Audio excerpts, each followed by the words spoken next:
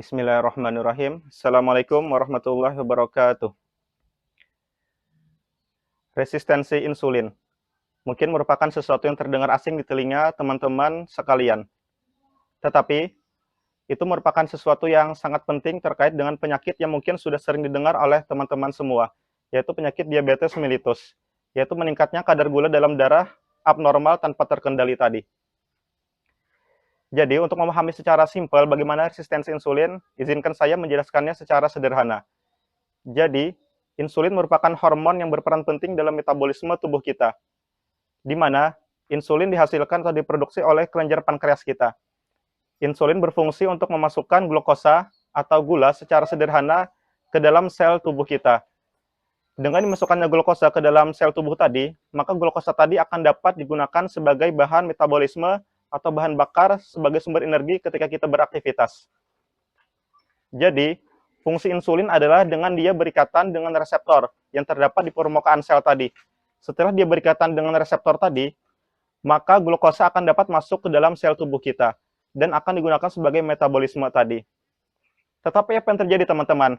Ketika glukosa dalam darah meningkat secara drastis dan secara terus-menerus dalam waktu jangka lama, maka hal tersebut akan menyebabkan terjadinya banjir insulin dalam tubuh kita.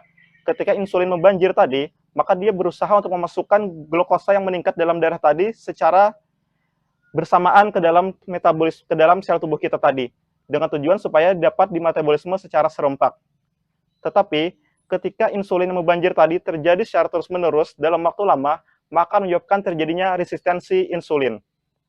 Resistensi atau yang disebut dengan istilah kurang sensitif menyebabkan insulin yang seharusnya dapat menyebabkan glukosa masuk ke dalam tubuh kita tadi, tetapi karena dia bersifat kurang sensitif tadi, maka dia tidak akan dapat memasukkan glukosa lagi ke dalam metabolisme tubuh kita tadi. Sehingga resistensi tadi akan menjadi penyebab utama kenapa diabetes mellitus dapat terjadi di dalam tubuh kita. Terus teman-teman, apa yang akan terjadi jika diabetes mellitus sudah melanda atau menyebabkan penyakit di dalam tubuh kita tadi? Maka hal tersebut akan menyebabkan sesuatu yang sangat buruk yang akan menyebabkan penyakit berkepanjangan lainnya. Di mana ketika glukosa dalam darah meningkat secara terus-menerus dalam jumlah yang tidak terukur, maka otomatis dia akan menyebabkan peradangan di seluruh tubuh kita. Yang pertama, jika peradangannya terdapat di mata, maka otomatis akan menyebabkan mata mengalami kebutaan. Kemudian, jika peradangannya terjadi di pembuluh darah yang terdapat di ginjal kita, maka menyebabkan terjadinya gagal ginjal. Baik itu gagal ginjal yang bersifat akut atau bahkan bersifat kronis, bahkan sampai dengan gagal ginjal tadi. Kemudian, jika peradangan tadi terjadi di pembuluh darah kita, terutama di pembuluh darah jantung dan pembuluh darah lainnya, maka dapat menyebabkan terjadinya penyumbatan pada pembuluh darah jantung tadi, atau menyebabkan terjadinya penyakit jantung koroner, atau bahkan sampai dengan serangan jantung. Itulah yang terjadi ketika kita menderita diabetes mellitus tadi, yang disebabkan oleh resistensi insulin yang terjadi dalam tubuh kita tadi. Tetapi sunatullah tetaplah sunatullah. Ternyata teman-teman, resistensi tidak terjadi cuma hanya pada insulin, tetapi juga dapat terjadi pada aspek lain yang sangat penting dalam tubuh kita. Yaitu resistensi juga dapat terjadi pada kalbu kita, atau aspek spiritual yang sangat penting dalam diri kita sendiri. Di mana ketika kalbu kita yang seharusnya bersifat sensitif, tetapi ketika dia bersifat resisten, maka kalbu kita tadi akan bersifat mantul atau bersifat keras terhadap sesuatu yang dapat diserap oleh kalbu kita tadi. Apa penyebab resistensi oleh kalbu kita? Jadi, kalbu kita yang merupakan aspek terpenting dalam spiritual kita dapat menjadi resisten atau tidak sensitif ketika terjadi paparan dosa yang bersifat terus-menerus. Di mana paparan dosa tadi yang seharusnya kita sesali, yang kita istighfari melalui lisan kita, kemudian kita masukkan penyesalan ke dalam hati kita, dan berujung dengan pengampunan atau tobat di hadapan Allah Subhanahu wa Ta'ala. Tetapi ketika dosa-dosa tadi tidak kita barengi dengan tobat tadi, maka otomatis akan menyebabkan resistensi atau kurang pekanya dan kurang sensitifnya kalbu kita terhadap dosa-dosa tadi. Ternyata teman-teman, kalbu yang kurang sensitif tadi juga bisa menyebabkan hal-hal yang bersifat multi bagian di dalam tubuh kita. Tidak cuma seperti diabetes mellitus tadi. Di mana ketika diabetes mellitus dapat menyebabkan kebutaan, gagal ginjal, gagal jantung, resistensi di kalbu kita juga akan dapat menyebabkan terjadinya kegagalan di bagian tubuh yang lain. Di mana harusnya bagian tubuh kita yang sensitif terhadap panggilan-panggilan Allah ketika dia resisten, maka dia akan menolak panggilan-panggilan Allah tersebut. Mungkin mata kita yang seharusnya menikmati sesuatu yang Allah halalkan, ketika kalbu kita resisten karena kebanyakan dosa tadi, maka mata kita tidak akan menikmati apa yang menjadi sesuatu yang Allah halalkan tadi, bahkan menikmati sesuatu yang Allah haramkan. Itu dari segi mata. Kemudian dari segi telinga, mungkin telinga kita dapat mendengar secara normal, tetapi ketika kalbu kita resisten yang menyebar ke telinga tadi, maka mungkin telinga kita dapat mendengar secara normal, tetapi telinga kita tidak dapat mendengar panggilan-panggilan seruan Allah terhadap panggilan di jalannya tadi. Itu yang kedua. Kemudian kaki kita mungkin terasa berat ketika melakukan panggilan terhadap sesuatu yang Allah panggil untuk menuju panggilan tersebut. Itulah yang terjadi ketika kalbu kita resisten terhadap dosa-dosa tadi. Terus teman-teman sekalian, bagaimana solusinya untuk mengatasi baik diabetes mellitus tadi disebabkan resistensi insulin atau penyakit resisten terdapat pada kalbu kita tadi?